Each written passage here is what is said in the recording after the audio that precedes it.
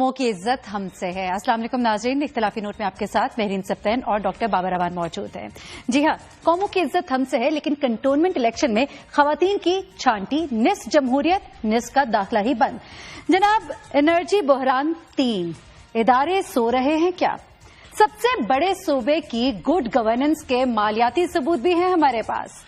جناب، 60 لاکھ کے سرکاری پکوڑے اور الزام صحافیوں پر۔ 2,72,000 US ڈالرز، یہ کمال کہاں ہوا؟ متروکہ وقف املاک بورڈ غنڈہ گردی چیئرمین کی گرفتار کارکن، یہ کہاں کا انصاف ہے؟ ناظرین، آج کے پروگرام کا آغاز کرتے ہیں۔ ڈاکٹر بابر امان ہمارے ساتھ موجود ہے۔ بابر صاحب، سب سے پہلے تو یہ کنٹونمنٹ الیکشن کی بات کر رہے تھے، اور اس میں سب سے پہلی بات ہماری خواتین کی کیجیے گا پلیز، اس کے بعد بات کرتے ریزلٹس کیا ہے۔ آپ نے جس جذبے سے آغاز کیا اور جس وہ نغمے سے بھی قومی ترانے سے آغاز کیا، وہ بالکل درست کیا آپ نے۔ اس کا سبب یہ ہے کہ یہ پاکستان کی تاریخ میں تقریباً 17 سال کے بعد یہ الیکشن ہوا، لیکن اس الیکشن میں جو خاص بات ہے اس کی نشاندہی آپ نے کی کہ خواتین کی صفائی ہو گئی۔ اب ذرا اس کے 2-3 پہلو ہیں دیکھنے والے۔ آج پورے پاکستان میں ہم اس کو کہیں گے کہ جمہوریت بحال ہو گئی، شام کو بنگڑے ڈالے جا رہے ہوں گے، اس وقت ریزلٹس چونکہ آ رہے ہیں، اور کل آپ دیکھیں گی کہ اپنی فتح کے جشن منانا شروع کر دیں گی سیاسی جماعتیں، لیکن فتح کے جشن میں کوئی خاتون شریک اس لیے نہیں ہوگی کہ پورے پاکستان میں آپ شروع کریں۔ سیاسی جماعتیں جب جاتی ہیں خواتین کے پاس تو کہتی ہیں اسلام میں آپ کا جو مقام ہے وہ کسی جگہ نہیں ہے، بالکل بجا کہتی ہیں، لیکن اس اسلام کے اپنے جو ان کا اندرونی نظام ہے اس میں کسی خاتون کو وہ داخل نہیں ہونے دیتی۔ جب جمہوری جماعتیں جاتی ہیں تو کہتی ہیں جمہوریت سے زیادہ آپ کا تحفظ کوئی نہیں کر سکتا، لیکن آج اس جمہوریت نے بھی داخلہ نہیں کھولا۔ لسانی جماعتیں جو زبان کی بنیاد کے اوپر، علاقائی جماعتیں جو علاقے کی بنیاد کے اوپر، نیشنلسٹ جماعتیں جو nationalism so called nationalism Pakistan ہے اور کیا ہو سکتا ہے، لیکن وہ جو اپنے علاقے کے نیشنلزم کی بنیاد کے اوپر، وہ ساری جماعتیں انہوں نے بھی کسی خاتون کو کسی جنرل سیٹ پہ ٹکٹ نہیں دلوایا۔ 188 ملین لوگوں کے اس ملک میں اکثریت خواتین کی ہے، تعداد پہلے بتائی جا چکی ہے۔ ایک اور کیا ہوا، آج کے بعد جو جمہوریت ہوگی کنٹونمنٹ بورڈز کے جو ایریاز ہیں 43 ایریاز، اس میں خواتین کے مسائل حل کرنے کے لیے مرد بیٹھا کریں گے، مردانہ جمہوریت ہوگی۔ آپ نے ٹھیک کہا نا جی، میرے پاس کوئی جواب ہوتا، میرے پاس کوئی دلیل ہوتی تو میں ضرور دیتا، اور کوئی کسی کے پاس بھی جو سیکولر پالیٹکس کرنے والے ہیں، لبرل پالیٹکس کرنے والے ہیں، جمہوریت کی سیاست کرنے والے ہیں، اسلامی انقلاب کے دعوے کرنے والے ہیں، زبان علاقے ساری پالیٹکس کرنے والے ہیں، آج وہ خواتین ووٹروں کے کٹہرے میں کھڑے ہیں کہ کیا خواتین ووٹروں کا قصور تھا جس کی وجہ سے ان کو ڈسفرینچائز کیا گیا۔ بابر صاحب، پورے کنٹونمنٹ بورڈ میں کوئی خاتون منتخب نہیں ہوئی، not single women. Unfortunate but that is what it is. کیا آپ کو لگتا ہے کہ فرینکلی بتائیے کوئی لیڈرشپ کوالٹی نہیں ہے کیا عورتوں میں؟ عورتیں نہیں کھڑی ہو سکتی، عورتیں نہیں مقابلہ کر سکتی؟ کس نے کہہ دیا؟ لگتا تو ایسے ہی ہے نا۔ کس نے آپ کو کہہ دیا؟ قائد اعظم علیہ رحمت کے ساتھ آپ دیکھ لیں، ڈاکٹر فاطمہ جناح، 2 بیٹے تھے شہید قائد عوام کو، آپ دیکھ لیں بے نظیر بھٹو، اور پھر بیٹیاں کمال کر دیتی ہیں، ایسا کمال کرتی ہیں، انہوں نے لیڈرشپ۔ آپ اسرائیل ہم نے اس کو تسلیم نہیں کیا، وہ ناجائز ملک ہے، لیکن وہاں دیکھ لیں گولڈا میئر تھی، آپ سری لنکا کے اندر دیکھ لیں بندرا نائکے تھی، انڈیا میں آپ دیکھیں گے آپ کو اندرا گاندھی ملتی ہے، آپ مارگریٹ تھیچر جس کو آئرن لیڈی کہتے ہیں، جس نے IRA کا مسئلہ برطانیہ کو حل کروا کے دے دیا۔ اب امریکہ کے اندر بھی ہلیری کلنٹن جانے شہید محترمہ میں نے کہا قائد عوام کے طور پر، اور بیٹیاں ہماری، ہم سب ماؤں بہنوں بیٹیوں والے، وہ سب میں سب صلاحیتیں زیادہ، بلکہ برداشت زیادہ، بلکہ حوصلہ زیادہ، بلکہ قربانی زیادہ، اور بلکہ فورگیونیس زیادہ، آگے چل پڑنا، بھول جاؤ جھگڑا ہو گیا تھا چھوڑ دو، فزیکل سائنس کہتی ہے عورتیں زیادہ دباؤ کو برداشت کر سکتی ہیں۔ اس لیے یہ ایک شرمندگی کا مقام ہے پاکستان کے اس پورے نظام میں، اور الیکشن کمیشن بھی سویا رہا، وہاں بھی مردانہ جمہوریت۔ ہم نے آواز اٹھائی تھی بابر صاحب، یاد ہے ہمارے پروگرام میں ہم نے بڑی کوشش کی لوگ جاگ جائیں۔ میں الیکشن کمیشن کا کہہ رہا تھا، وہاں بھی مردانہ جمہوریت تھا، کوئی خواتین ووٹ زیادہ ڈالتی ہیں، اس کے باوجود خاتون کوئی ممبر نہیں ہے وہاں پہ بھی۔ 4 صوبوں سے صرف قابل ترین مرد چن کے لائے گئے، اور ان سے بھی قابل ترین پھر چیئرمین اوپر بٹھایا جاتا ہے۔ بابا صاحب، سوچا کہ خواتین ووٹ ہی نہ ڈالے تو پھر کیا کریں؟ کریں گے؟ ناراض ہو جائیں؟ خواتین، بہت سارے لوگوں کی تو خواہش ہوتی ہے کہ ووٹ نہ ڈالیں، لیکن خواتین اگر ووٹ نہ ڈالیں تو جمہوریت بالکل لنگڑی، لولی، معذور، عادی، ناکارہ، بیکار جتنی پہلے ہے اس سے تھوڑی زیادہ ہو جائے گی. پہلے بھی یہ ساری خوبیاں موجود ہیں جمہوریت میں. صحیح. اچھا، کچھ کامنٹ کرنا چاہیں گے؟ یہ جو الیکشن ابھی ہوا ہے، جو ریزلٹس آ رہے ہیں، ایکسپیکٹڈ تھے، کچھ کہنا چاہیں گے اس پر؟ دیکھیے، جو ریزلٹس آ رہے ہیں نا، وہ کہتے ہیں نا پھر ہوائیں کریں گی روشنی کا فیصلہ، جس لیے میں جان ہوگی وہ دیا رہ جائے گا. مجھے لگتا ہے کہ اسٹیٹس کو ٹائپ کی الیکشن کے ریزلٹس ہوں گے، کچھ جگہ پہ تبدیلی آئے گی، لیکن یہ امیدواروں کے چناؤ کے وقت جن پارٹیوں نے غلطیاں کی ہیں وہ آج بھگت رہے ہیں. اچھا. امیدوار جنہوں نے ٹھیک چنے، انہوں نے ٹھیک طریقے سے ان کی کمپیننگ کی اور ٹھیک طریقے سے وہ باہر نکلے. جس نے یہ کوشش کی کہ صرف میری مرضی چلے، وہاں ناکامی ہوگی مختلف سیاسی جماعتوں کو. اس لیے کہ اس الیکشن میں پہلی دفعہ پالیٹکس آئی ہے. اس سے پہلے یہ نان پارٹی بیسس پہ عموماً الیکشن ہوتے رہے ہیں. پہلی دفعہ یہ سمبل کے اوپر الیکشن ہوئے. اس لیے ان الیکشن کا ایک نتیجہ ضرور نکلے گا. اس کا کوئی بہت بڑا نتیجہ اور نہیں ہوگا، لیکن یہ نتیجہ نکلے گا کہ پیس سیٹ ہو جائے گی کہ ان علاقوں میں، ان صوبوں میں جہاں پہ کنٹونمنٹ بورڈ کے الیکشن ہوئے، اب اسی کو ریپلیکیٹ ماڈل کو کریں گے ووٹرز کافی حد تک، جب تک کوئی جان نہیں مارے گا اور جب تک کوئی بہت زیادہ ہمت نہیں کرے گی سیاسی پارٹی.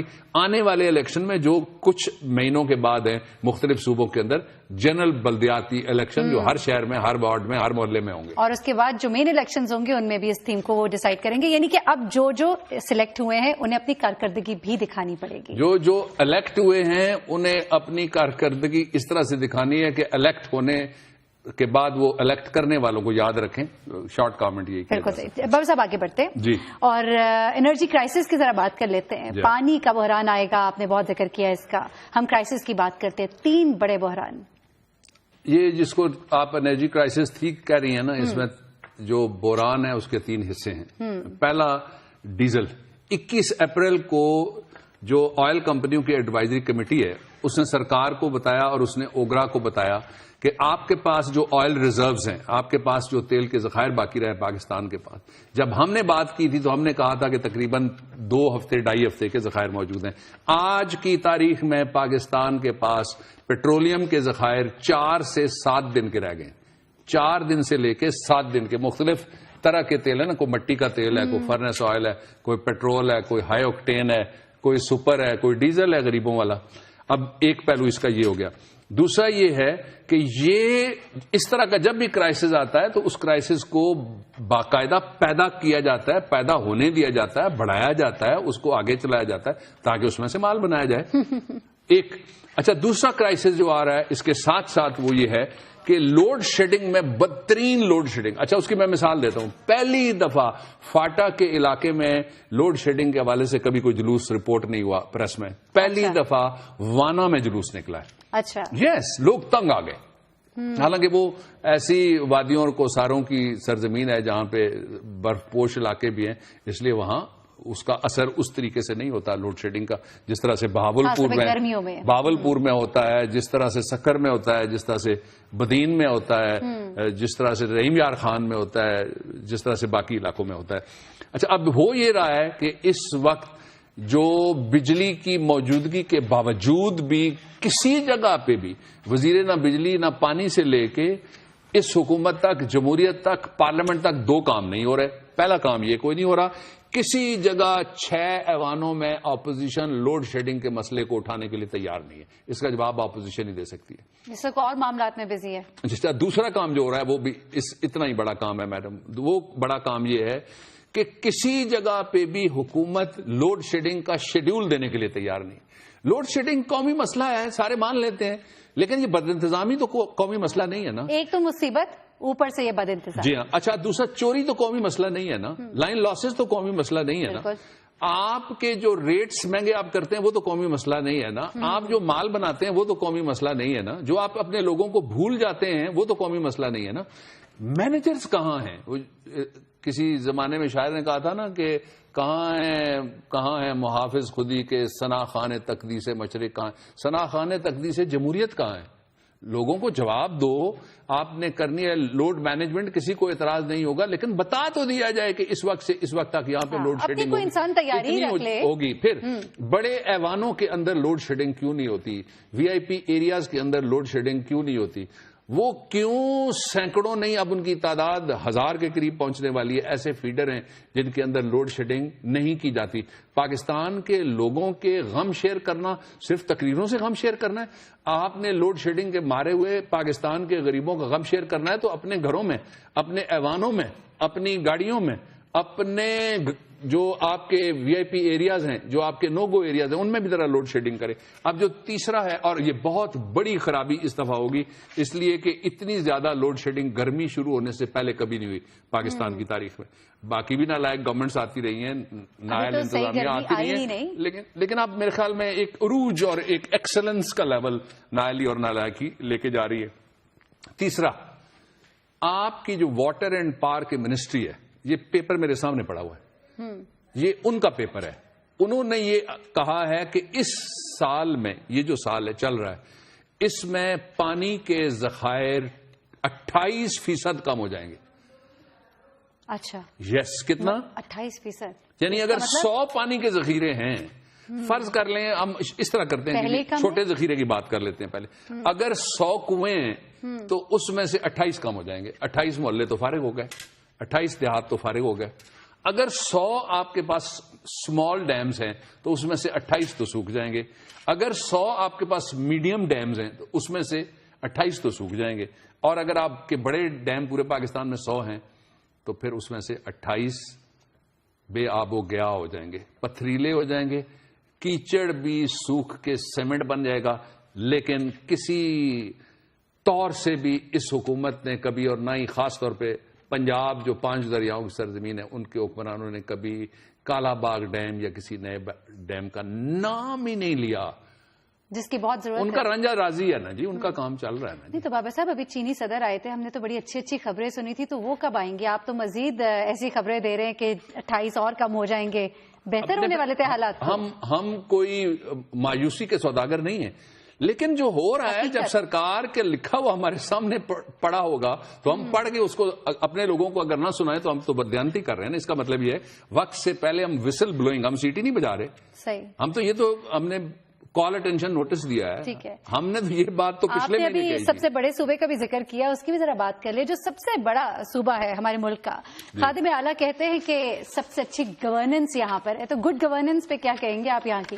ہمارے پاس بھی کچھ رپورٹس ہیں. آپ نے جو بات کی آدھی کی نا، دیکھیں نا، میری تھوڑی سی دل آزاری ہوگی. آپ نے کہا کہ جو ہمارا سب سے بڑا صوبہ ہے، ساتھ یہ نہیں کہا اور اس میں جو آپ کے پسندیدہ خادم اعلیٰ، یہ تو کہنے والی بات. آپ کے پسندیدہ خادم اعلیٰ، جی بابر صاحب، جی بات بنتی تھی.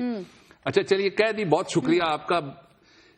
یہ پنجاب کا جو اس وقت میرے سامنے پیپر پڑا ہے جی، یہ بھی سرکاری پیپر ہے، اور اس میں 2 چیزیں میں آپ کو صرف ہائی لائٹ کرنا چاہتا ہوں. وہ یہ ہے کہ جو 9 مہینے پہلے گزرے ہیں، یہ ان کا تخمینہ ہے جو ہمارے سامنے اس وقت. اور پچھلے دنوں یہ کہا تھا خود وزیر اعلیٰ نے کہ گڈ گورننس کا کوئی انگلی نہیں اٹھا سکتا. دیکھیں جی، میں اپنی انگلی نیچے کرتا ہوں اور آپ کے کاغذات میں اوپر کر رہا ہوں. میں آپ کو بتانے لگا ہوں، اور یہ پنجاب کے لوگ سن لیں، اس لیے کہ ملک کا تقریباً 67% آدمی جو ہے وہ پنجاب کے اندر بستا ہے. یہ ملک کا سب سے بڑا صوبہ ہے، اور سب سے زیادہ پیسے بھی اسی کے پاس آتے ہیں، اور سب سے زیادہ وسائل بھی یہیں پر ہیں. اور یہ کسی کے ساتھ زیادتی والے وسائل نہیں، ان کے اپنے وسائل ہیں. ٹھیک ہے جی، آپ کے اپنے وسائل ہیں، آپ کس طرح خرچ کر رہے ہیں وہ میں ذرا قوم کو بتانے کا حق ادا کر رہا ہوں یہاں پہ.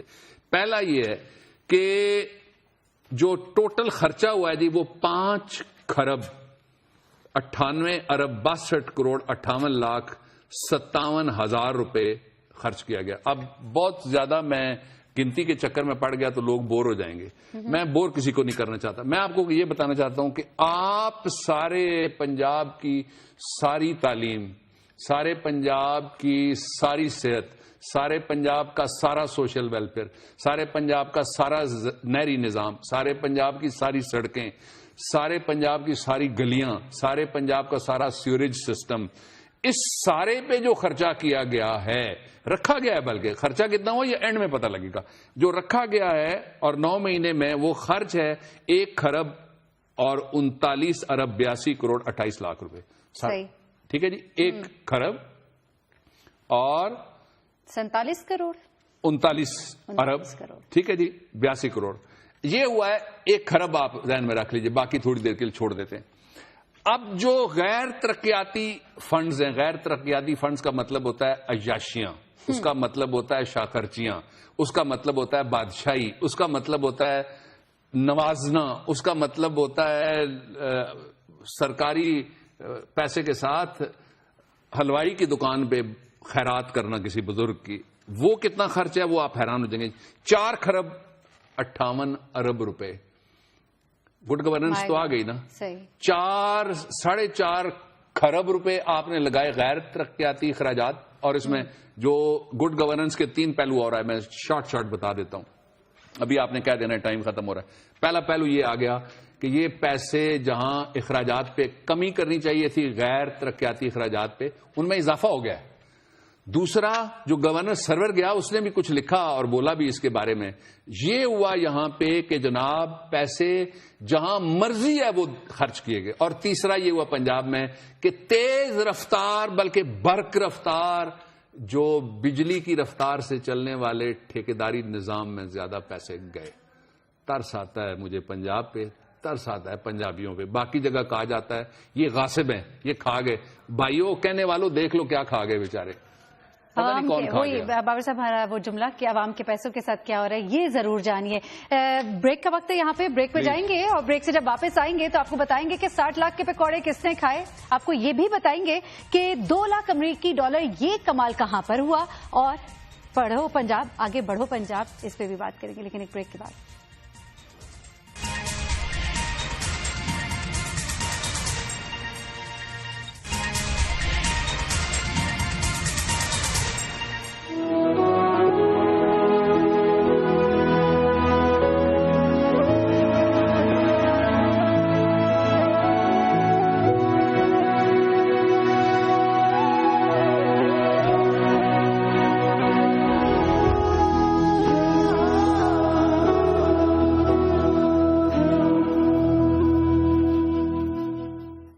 پڑھو پنجاب آگے بڑھو پنجاب. بابر صاحب یہ تصویریں کیا کہہ رہی ہیں؟ دیکھیے ایک اس میں جو تصویر ہے نا، یہ خاص طور پہ جو ابتدائی تصویریں ہیں، 2 یہ اسکولوں کی بلڈنگیں گر گئی ان کی تصویریں. بالکل. دوسری تصویر ہے جس میں نہ 4 دیواری ہے نہ کوئی سہولت، ٹیچر غائب ہے. آپ نے دیکھا ایک بچہ خالی کرسی کے ساتھ کھڑا ہوا ہے. یہ ضلع چنیوٹ تحصیل بھوانا کا ایک اسکول ہے جس میں بچے بیٹھے ہوئے ہیں اور پڑھانے والا کوئی نہیں ہے. آج ہمیں ٹویٹر پہ بھی یہ بتایا گیا ہے، بڑے ذمہ دار آدمی نے بتایا ہے کہ پنجاب کے اندر اکثر اسکولوں میں ہیڈ ماسٹروں کی اسامیاں گورنمنٹ اسکولوں میں خالی ہیں. اچھا. بڑی اسکیم کے تحت پنجاب کے اسکولوں کے پاس بڑی دولت ہے، بڑے ان کے پاس وسائل ہیں، زمین ہے ان کی اپنی، بلڈنگز ان کی اپنی ہیں اور شہروں کے درمیان میں ہیں. ان کو کسی نہ کسی طریقے سے اپنی مرضی کے لوگوں کے پاس بیچنے کے لیے کوشش کی جا رہی ہے کہ جس طرح سے پی آئی اے ناکام ہوگی تو پھر بکے گی نا، پی آئی اے کامیاب ہوگی تو بکے گی کہاں سے. یہ پنجاب کے اسکولوں کو پرائیویٹائز کر کے کچھ پہلے تجربات کیے بھی گئے، کچھ کامیاب ہوئے کچھ ناکام ہوئے. مجھے اعتراض نہیں ہے کہ کیا آپ کریں یا کیا نہ کریں. پالیسی میکنگ کا آپ نے حلف لیا ہوا ہے، لوگوں کے حقوق کا تحفظ کا آپ نے حلف لیا ہوا ہے، آپ جانے آپ کا خدا جانے. لیکن جب ایک طرف آپ نعرے بازی کرتے ہیں دوسری طرف آپ کو ادھر توجہ دینی ہوگی. وہ اسکول جہاں پنجاب کے اندر کبھی ہمیں لکھ کے بھیج دے وزارت تعلیم، باقی صوبوں کو بھی ہم کہہ رہے ہیں ہمیں لکھ کے بھیج دے، گاؤں کے کتنے اسکولوں میں ٹاٹ ہے، گاؤں کے کتنے اسکولوں میں بیٹھنے کے لیے کسی بچے کے پاس بینچ ہے، گاؤں کے کتنے اسکولوں میں بیٹھنے کے لیے ٹیچر کے پاس کرسی ہے، گاؤں میں کتنے اسکولوں میں باتھ روم ہے، گاؤں میں کتنے اسکولوں میں کنواں ہے، گاؤں میں کتنے اسکولوں میں واٹر سپلائی ہے، گاؤں کے کتنے اسکولوں کے اندر بجلی ہے، گاؤں کے کتنے اسکولوں کے اندر چھت پکی ہے، گاؤں کے کتنے اسکولوں میں 4 دیواری ہے، گاؤں کے کتنے اسکولوں کے اندر بچوں کو جو محنتی ہیں ان کو وظیفہ دیا جاتا ہے، وہاں سے ٹیلنٹ ہنٹ کا کیا نظام ہے. کسی جگہ آپ اٹھا کے بچوں کو آگے بڑھنے کے لیے ان کے لیے کیا کریں گے. آپ کی وہ تقریریں جن کے آپ اشتہار ٹیلی ویژن پہ چلائیں یا اخباروں میں چھاپیں یا مجھے دکھائیں یا آپ کو بھجوا دیں، ان سے کچھ ہونے والا نہیں ہے. آپ کو یاد ہے بابر صاحب ایک ہم نے ویڈیو دکھائی تھی جہاں پہ انہی گاؤں کا پڑا ہوا ایک بچہ کس قدر فراوانی سے میڈیکل کی ٹرمز بتا رہا تھا. بڑے بڑے انمول ہیرے یہاں پہ موجود ہیں. بڑی نم ہے یہ مٹی. بہت اچھی بات. اچھا اب جو ایشو ہے وہ یہ ہے کہ ہم کہتے رہیں گے اور ہم دہراتے بھی رہیں گے. اس کا سبب ہے، اس کا سبب یہ ہے کہ کوئی تو کہنے والا ہو نا. جب اپوزیشن اپنے اجلاس منعقد کر کے بیچ میں وفاقی وزیر بٹھائے گی تو اس نے خاک اپوزیشن کرنی ہے، اس نے خاک لوگوں کی بات کرنی ہے، اس نے خاک عوام کا مسئلہ سامنے لانا ہے. اس لیے یہ حق میڈیا ادا کر رہا ہے اور دنیا ٹی وی ادا کر رہا ہے. بالکل صحیح. بابر صاحب آگے بڑھتے ہیں. پیغام ہم نے پہنچایا، پلیز حلیہ درست کیجیے، ان اسکولوں کا حالات ٹھیک کیجیے تاکہ یہ بچے جو ہے یہ پڑھ لکھ کے کنٹریبیوٹ کریں اس معاشرے میں کچھ. بابر صاحب ذرا وہ 60 لاکھ کے سرکاری پکوڑے، ہمارے صحافی جو بھائی ہیں وہ بڑے ناراض ہیں. ویسے یہ بڑی، اب اس کے لیے میں گھٹیا کا لفظ نہیں استعمال کر سکتا، اس کے لیے میں شرم کرو بھی نہیں کہہ سکتا، اس کے لیے میں حیا کرو بھی نہیں کہہ سکتا. وفاقی وزارت غلط اطلاعات اور سرکاری نشریات کو میں اس کو صرف چھوٹی ذہنیت کہتا ہوں. It's a mean mentality. آپ مہمان کو بلاتے ہیں، آپ جب صحافیوں کو بلاتے ہیں، پریس انفارمیشن ڈپارٹمنٹ، یہ پیچھے بلڈنگ ہے پی آئی ڈی کی مین 0 پوائنٹ کے اوپر، جب آپ بلاتے ہیں تو وہ آپ کی دعوت پہ آتے ہیں. آپ ہی تو پریس کانفرنس کرنی ہوتی ہے، آپ ہی تو ہیرو بن رہے ہوتے ہیں قوم کے بذام خود، اور ان کو بلانے کے بعد پھر جو آپ نے کھایا پیا، جو آپ نے بھجوایا، جو آپ نے خرچہ کیا، وہ صحافیوں کے کھاتے میں ڈال دیتے ہیں. کہا یہ گیا ہے پی آئی ڈی کے اندر جو 1 سال کے اندر پریس کانفرنسز ہوئیں، وہاں یہ صحافتی تنظیموں کو اس کا نوٹس لینا چاہیے باقاعدہ. وہاں 60 لاکھ کے پکوڑے اور کچھ سموسے جو ہیں وہ لوگ کھا گئے. میں کہتا ہوں اگر پورے پنجاب اور پاکستان کے صحافیوں کو کھلائیں تو تب بھی یہ پکوڑے اور سموسے اتنے میں نہیں. اچھا، میں اب آپ 2-3 سوالات اس سے اٹھا دیتا ہوں. یہ تو ایک میں نے کہہ دیا کہ یہ بہت ہی چھوٹی ذہنیت کی بات ہے، یہاں رک جاتے ہیں. اس سے پہلے بھی ایسا ہو، رؤف کلاسا نے بہت زبردست اس پہ کالم بھی لکھا، باقی کئی صحافیوں نے بھی احتجاج کیا کہ کسی جگہ سوری بلا لیا کسی کو، اور بلانے کے بعد یہ کہہ دیا کہ یہ صحافی ہمارا کھانا کھا گئے تھے. سرکاری فنکشنز میں صرف سرکاری صحافی بیچارے جن کی ڈیوٹی ہے وہ جاتے ہیں مجبور. I am sorry.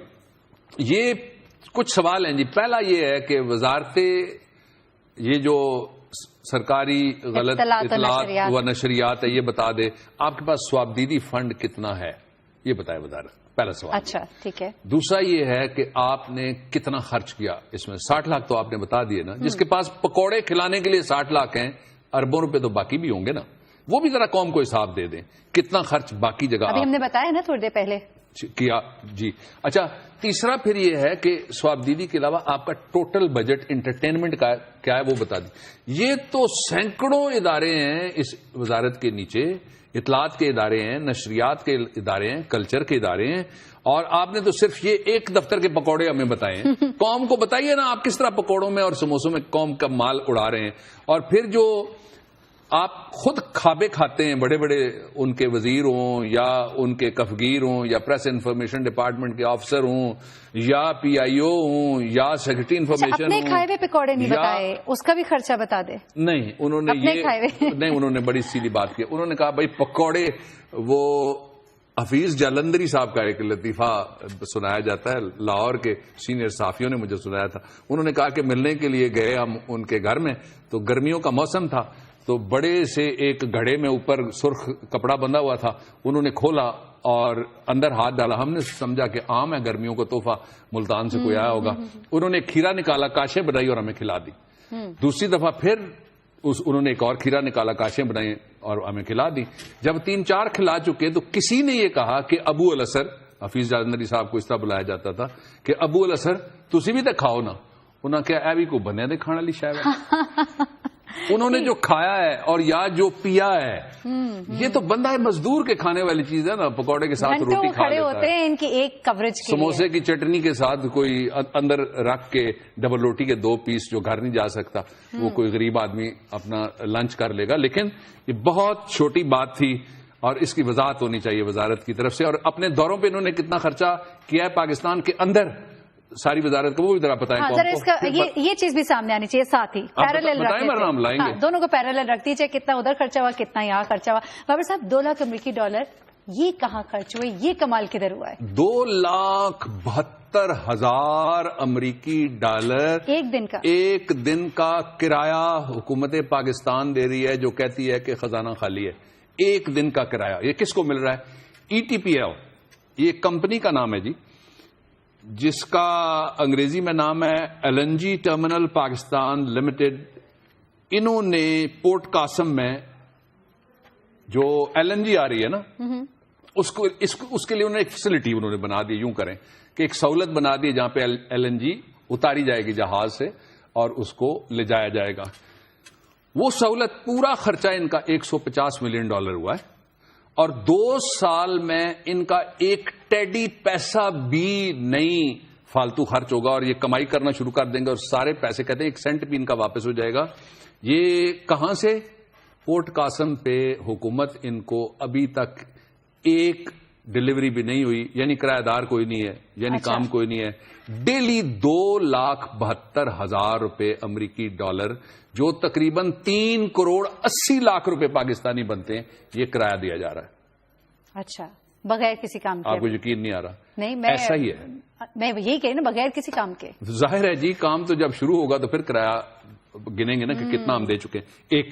ایک اور دوسرا یہ ہے کہ اس وقت جن کو یہ سمجھ ہے نا کہ کس طرح سے یہ اکنامک کرائم ہوتے ہیں، وہ یہ کہتے ہیں کہ بہترین بزنس یہ ہے کہ آپ LNG میں آ جائیں. میں اس کی بھی ایک میں قوم کے سامنے رکھ دیتا ہوں تفصیل. 6.90% آپ لیٹر سمجھ لیں جی، یہ ظاہر ہے لیکوڈ ہے لیکن آپ لیٹر سمجھ لیں آسانی کے لیے. یہ سپاٹ پرائس یعنی جہاں سے خریدا جاتا ہے وہاں 6.90 اس کی قیمت ہے. اور جو اوور انوائسنگ یعنی اس کے اوپر جس کو کاروں کی دنیا میں کار خریدے نا یا پراپرٹی، تو وہ کہتے ہیں کہ اوپر گیئر لگا دیا، اوپر ٹاپ لگا دیا. جو ٹاپ لگایا جا رہا ہے وہ جا کے $8 کے اوپر پڑتا ہے. اور $3 ملین ایک LNG کا پھیرا جو لگائے گا اس کا منافع ہوگا $3 ملین. یہ 3 کروڑ روپے سے زیادہ بنتا ہے. اب اگر اس کے باوجود بھی آپ یا کوئی اور نہ مانے کہ ہم کتنے جلدی ایشین ٹائیگر بننے جا رہے ہیں، ساری دنیا سے قرضے لینے کے بعد ہم جس طریقے سے ان قرضوں کو خرچ کرتے ہیں، ساری دنیا کے ساتھ ہم معاہدے کر لیں، جب تک ہمارا مزاج نہیں بدلے گا، یہ نظام نہیں بدلے گا، احتساب نہیں ہوگا، نگرانی نہیں ہوگی، ذمہ داری کا احساس، خوف خدا، موت کا ڈر، اللہ تعالیٰ کے حاضری کا دن یاد نہیں رہے گا، یہی ہوگا اس غریب قوم کے ساتھ. اور یہ بزنس بنا لیا گیا ہے جو ہر چیز کو جس طرح سے بزنس بنا کے ہر چیز بزنس میں چلی جاتی ہے اور قوم کو کچھ بھی نہیں ملتا. یہ بڑی تکلیف دہ صورتحال ہے. کچھ اچھا ہونے جا رہا ہوتا ہے، جاتے جاتے کچھ اور ہی ہو جاتا ہے. ناظرین، یہاں پہ بریک لیتے ہیں، بریک سے واپس آتے ہیں تو آپ کو متروکہ وقف املاک کی غنڈہ گردی کی ایک کہانی سنائیں گے. ہمارے ساتھ رہیے.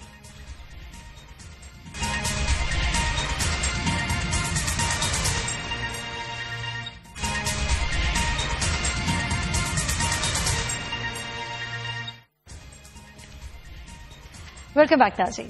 کرے کوئی بھرے کوئی، یہ المیہ ہے ہمارے اس معاشرے کا، اور یہ وجہ ہوتی ہے جب انصاف جو ہے وہ ہر ایک تک نہیں پہنچتا ہے. بابر صاحب، ذرا متروکہ وقف املاک بورڈ، اس کی غنڈہ گردی کا قصہ کرتے ہیں. چیئرمین صاحب پکڑے جاتے ہیں، کارکن کیا ماجرا ہے؟ یہ تھانہ اسلام پورہ کے علاقے کا وقوع ہے کہ جو اس محکمے کا متروکہ وقف املاک بورڈ، یہ ویسے تو غیر مسلموں کی بھی، مسلموں کو بھی ہوتی ہیں پراپرٹیز، اور ویکیو ٹرسٹ پراپرٹی ہے، اور یہ کسی ایسے آدمی کو دینا چاہیے تھا جس پہ کبھی کوئی الزام نہ ہو. نیب کا ایک سابق ملزم اس کو چیئرمین لگا دیا. اس کا نتیجہ آپ دیکھ لیجئے کہ تھانہ اسلام پورہ میں وہ بلایا مذاکرات کے لیے یا گئے مذاکرات کے لیے جو کارکن ہیں ان کو نکالنے کی کوشش کی جا رہی ہے. وزیر اعظم صاحب اس پہ توجہ دیں. پچھلی گورنمنٹ نے جو غریبوں کی بھرتیاں کی ہوئی ہیں ان کو نہ نکالیں. کیوں بدوائیں آپ لیں گے؟ وہ دعا اور دعا دونوں پیچھا کرتی ہے قبر تک، وہ جاتی ہے ساتھ بندے کے. یاد رکھنے والی بات ہے. تو یہ موصوف نے جب ان کے ساتھ بدتمیزی کی، جو کارکن ہیں بتا رہے ہیں، یہ تصویر ہم دکھا رہے ہیں جی، یہ ذرا دیکھ لیجئے.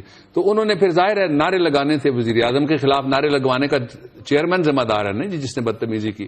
اور اس کے بعد یہ ہوا کہ چیئرمین نے ملازموں پہ، میڈم آپ you will not believe me, pistol نکال لیا. اور انہیں کسی نے کچھ نہیں کہا. پسٹل نکالنے کے بعد اس کا جواز جب وہاں پہ صحافی پہنچے تو کیا پیش کیا، وہ بھی سننے والا ہے کہ میں تو روزانہ دفتر پسٹل لے کے جاتا ہوں. اس پہ بھی سوال ہونا چاہیے. سرکاری ملازمت کے آداب ہیں، یہ کون سے انسانیت کے آداب ہیں؟ گھر سے باہر نکلتے ہیں آپ، سڑک پہ گاڑی میں لائسنسی ہے تو رکھا ہوا ہے، یا کہیں دفتر میں لے جانے کی. یہ تو بڑا پیچیدہ سوال یہ ہو گیا کہ چیک کرنا چاہیے کہ یہ آدمی جب جہاز پہ کوئی ایسا آدمی چڑھے تو وہ جو پسٹل کہتا ہے میرے پاس ہر وقت ہوتا ہے، کیونکہ میرے پاس لائسنس ہے، اور لائسنس ٹو کل تو نہیں ہے نا، لائسنس ٹو شو تو نہیں ہے. لاہور میں بھی اور پیچھے ساری جگہ دفعہ 144 لگی ہوئی تھی، پسٹل لے کے گھومنے والے. یہ دیکھیں جب آپ میرٹ تو سیدھا سادہ کیس چیئرمین صاحب پہ بن جاتا ہے. میرٹ کو یس اور تھانے میں درخواست موجود ہے. کہاں ہے انصاف؟ کہاں ہے پنجاب میں گڈ گورننس؟ کہاں ہے پنجاب کا آئی جی؟ اس کو پسٹل والی بات ابھی تک نہیں کسی نے بتائی. آئی جی ہم بتاتے ہیں آپ کو. آئی جی صاحب باہر نکلیں جا کے، پسٹل لے کے جو بندہ مانتا ہے، پریس میں چھپ گیا، صافی گواہیں کہ میرے پاس ہر وقت پسٹل ہوتا ہے. چیک کرنے والی بات یہ ہے کہ جب اس طرح کا کوئی آدمی یا یہ صاحب جب جہاز میں بیٹھے تو پسٹل تب بھی پاس ہوتا ہے. صحیح. غصہ آ جائے کسی مسافر پہ، نکال کے جہاز پورا ہائی جیک کر لے. شو آف فورس کے ذریعے سے آپ لوگوں کی آوازیں بند کرنا چاہتے ہیں، آپ لوگوں کے گلے کاٹنا چاہتے ہیں، آپ لوگوں کی جیبیں کاٹنا چاہتے ہیں. بلکہ اپنا گناہ انہوں نے خود ہی ایکسپٹ کر لیا ہے. پسٹل ان کے پاس ہر وقت ہوتی ہے. اس پہ بھی ایک سوال بنتا ہے. بابر صاحب ذرا آگے بڑھتے ہیں، اور چونکہ اب پروگرام ہمارا اختتام کی جانب ہے اور ہماری عوام کی آواز جو ہمیں پہنچانی ہوتی ہے، ٹویٹرز ناظرین ذرا ان کی بات کر لیتے ہیں. یہ سب سے پہلے میڈم ہیں لاریب جان ہیں، انہوں نے لکھا ہے کہ جناب 20 لاکھ آبادی پر مشتمل ضلع بھکر کے DHQ یہ ڈسٹرکٹ ہیڈ کوارٹر ہاسپٹل کو کہا جا رہا ہے، ہسپتال میں سی ٹی اسکین کی مشین نہیں ہے. ہیڈ انجری یعنی سر کے اوپر کوئی زخم کسی کو لگ جائے جو جان لیوا ہوتا ہے، اس کے مریضوں کو ملتان لے جانا پڑتا ہے. جاگو پنجاب، جاگو حکومت اور DHQ ہاسپٹل 20 لاکھ کی آبادی والا بکر کا، یہاں توجہ کرو، شکریہ ایڈوانس لے لو ہماری طرف سے. پیر خاور چشتی صاحب ہیں جی، انہوں نے لکھا کہ 77 ولیجز جو عارف والا کے ہیں وہ آفت زدہ ڈکلیئر ہوئے تھے اور کوئی فصل نہیں ہے، کھانے کو دانے نہیں ہیں. اور میپکو جو Multan electrical supply power company ہے والے رینجر کی ہیلپ سے ٹرانسفارمرز اتار رہے ہیں. کہاں کہاں غلط استعمال آپ کرتے ہیں فورسز کا، اور پھر لوگ گلا فورسز سے کر رہے ہوتے ہیں. آپ کو کس نے اجازت دی ہے کہ آپ جا کے یہ کام کریں اور ساتھ بابردی جوانوں کو لے کے جائیں؟ اس پہ ذرا توجہ دیں جی. وزارت بجلی نہ پانی نے تو توجہ دینی ہے صرف کسی میگا پروجیکٹ کے اوپر، اور یہ میپکو والے آپ توجہ دے دیں اور ملتان کی انتظامیہ توجہ دے. کسانوں کو جینے کا حق دیں اور عارف والا والے لوگوں کو آفت زدہ علاقہ ڈکلیئر کیا ہوا ہے، سہولت دیں، گندم دیں، ان کو دھمکیاں نہ دیں، نہ ان کو جیلیں دیں. زویب حسن ہیں جی، انہوں نے لکھا ہے کہ پنجاب میں 80% سکول میں ہیڈ ماسٹر نہیں ہیں. یہ گورنمنٹ پنجاب تعلیم کے کھوکھلے نعرے لگا رہی ہے. ہیڈ ماسٹرز کل ہمیں لسٹ بھیج دیجئے، ہیں بتا دیجئے، ہیں ہم وہ چلا دیں گے اور ہم آپ کا شکریہ بھی ادا کریں گے. لیکن نہیں ہے وہاں لگائیے نا جی. آپ ٹیچروں کو بھی آپ نے پولیٹیسائز کیا ہوا ہے کہ حلقے کا جب تک MPA MNA نہیں کہتا استانیوں کی ٹرانسفریں تک نہیں ہوتی جن کی ضرورت ہوتی ہے، اور ٹیچروں کو بھیجا جاتا ہے 70 میل دور. بڑی افسوسناک صورتحال ہے. یہ غلام شبیر آگانی صاحب ہیں، کہتے ہیں issue before Sindh government to cancel invalid appointments and avoid breach of service rules of basic pay scale 17. انہوں نے بڑی اہم مسئلہ اٹھایا کہ سندھ میں گریڈ 17 کی بھرتیاں غلط ہو رہی ہیں. یہ غلط بھرتیاں ختم کریں گی اور اس کو درست کریں گے. جی بابر صاحب، یہ تو ہماری عوام کی آواز تھی جو کہ ہم پہنچاتے ہیں، اور ان کے مسائل پلیز ضرور حل کیجیے. یہ مسئلے جو ہیں یہ بہت اہم ہے، ایک ایک زندگی پہ کیا گزرتا ہے. بابر صاحب اب آپ کی آواز ناظرین تک پہنچانی ہے، ہم نے عوام تک پہنچانی ہے، ساتھ ہی ساتھ ہم رخصت بھی لیں گے. انشاءاللہ دوبارہ ملاقات ہوگی کل آپ سے 8 سے 9 یہیں پہ بیٹھیں گے اور بہت سے آپ کے مسائل اور بہت سے انکشافات کے ساتھ. بابر صاحب آپ کی آواز. ہماری آواز تو صرف یہی ہے کہ نہ کوئی شب ہو شب غم، یہ سوچتے ہیں ہم. کسی کی آنکھ نہ ہو نم، یہ سوچتے ہیں ہم. گلا گزار نہ ہو کوئی چشم ساقی کا، کسی پہ لطف نہ ہو کم، یہ سوچتے ہیں ہم. کسی کے لب پہ نہ ہو داستان تشنہ لبی، زمین پہ کوئی نہ ہو جم، یہ سوچتے ہیں ہم. اور زمین پہ آگ نہ برسے، فضا صدا مہکے، بپا نہ ہو کہیں ماتم، یہ سوچتے ہیں ہم. اور کرے نہ کوئی زمانے میں جنگ کی باتیں، کرے نہ کوئی زمانے میں جنگ کی باتیں، اور جھکے نہ امن کا پرچم، یہ سوچتے ہیں ہم. اور کسی کا حق ہے سمندر پہ، کوئی پیاسا ہے، کوئی پیاسا ہے. یہ کیا ہے، کیوں ہے یہ عالم، یہ سوچتے ہیں ہم، اور سفر ہے شب کا، دل بجھے نہ کہیں، لگن کی لو نہ ہو مدھم، یہ سوچتے ہیں ہم۔ اس اونچ نیچ کے نظام کے بارے میں سوچیں گے، کل اس کو پھر للکاریں گے، یہ سوچتے ہیں ہم۔